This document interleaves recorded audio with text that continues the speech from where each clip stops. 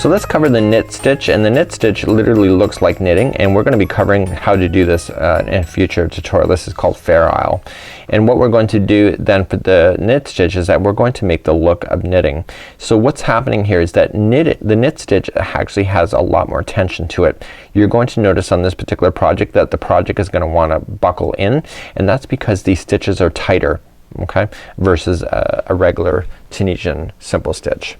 Okay, so the actual rows kind of condense in on itself, so you can see the difference of the two, just like so. So this is one stitch and these are just one, so it actually looks more narrow. So you can actually just decide, okay, I'm gonna do a knit stitch for this particular project and expect it to stay the same size. It will be smaller this way as well as in the width, just like this. So what we need to do in order to get that look is that we have to insert our hook into a different spot within the project. So we're still looking for the vertical lines, and we had been going in to the next one and just straight across, and that's the simple stitch. What we want to do this time is that we want to do a knit stitch, and the reason why I use the bigger hook for this particular episode is that you need to actually go in on a diagonal. So see this vertical loop? Well, the other side is coming down on the other side. Okay, so it's coming up and over, and they're all like that. So what we need to do is that we need to go in behind that first one, but we need to continue to go backward on a diagonal and go so that the hook is on the other side of the project. Okay, so what's happening is that this string is on this side, but the other string associated to it is sitting on the hook on the other side, and we grab the yarn and we pull through. The knit stitch is not evident on the first row, it's evident from the second row going forward. So we got our first one in. The next one we go through the vertical. Okay, instead of going through the front, we just continue to go and push it back so that it's right in between those strings. There is a diagram in the pattern that we will be doing this on. It's kind of hard to see because there's so many strings, but again, you just continue to go back in on a diagonal.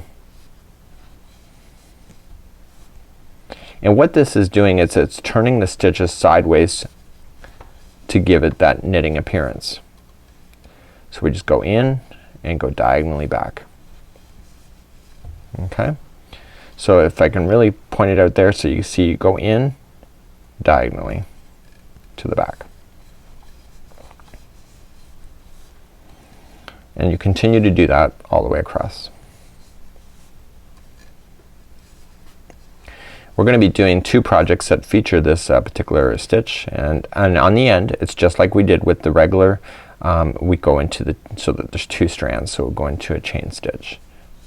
Okay, once we're at the end, just like we did before, we yarn over, pull through one loop to start, and then yarn over and pull through two, and we do that all the way back. So then it appears to be the same look as what we have, but the row below is gonna have starting to do a turn to it to give you the knit look, and that'll be evident when we go back the second time over.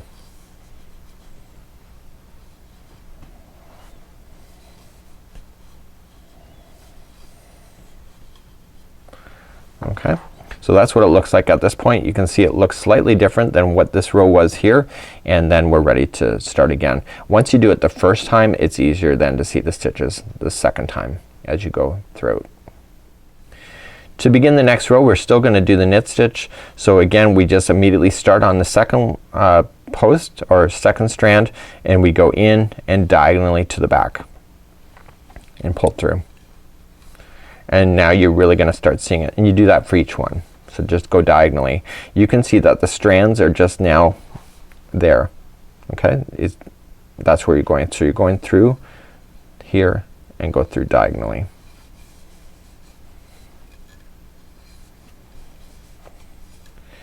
This is my most favorite stitch of them all. I can't really knit very well, and I love my crochet hook, but this allows me to have the look of knitting without actually learning to knit. Okay, and we'll just continue to go all the way across. The last one, again, you're making sure that you're going into the chain stitch, so there should be two strings there. Let's go backwards, so just yarn over, pull through one only, and you can see that the work has now changed to appear to be knitting.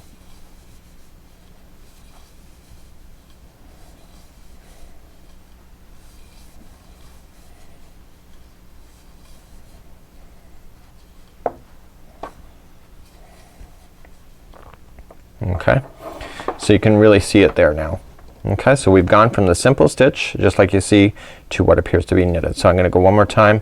I love this stitch a lot, and it really doesn't take a lot of time. So just going in on a diagonal to the back of the project, or the back of the fabric. They say once this is all like Tunisianed up, they refer to it as fabric, because you're basically, that's what you're creating.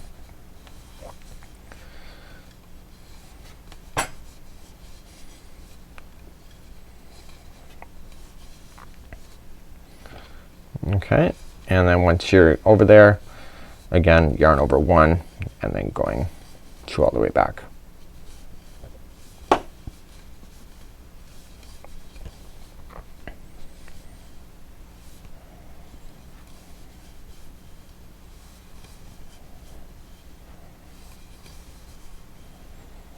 So that is the Tunisian knit stitch, my favorite one of them all.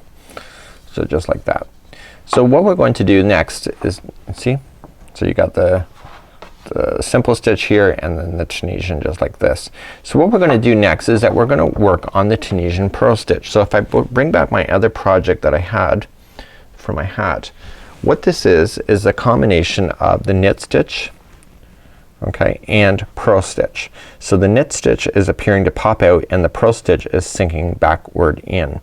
Now the purl stitch is a little bit of work, and I'm not gonna deny to anybody that it's hard to get used to, but once you get used to it, it's okay.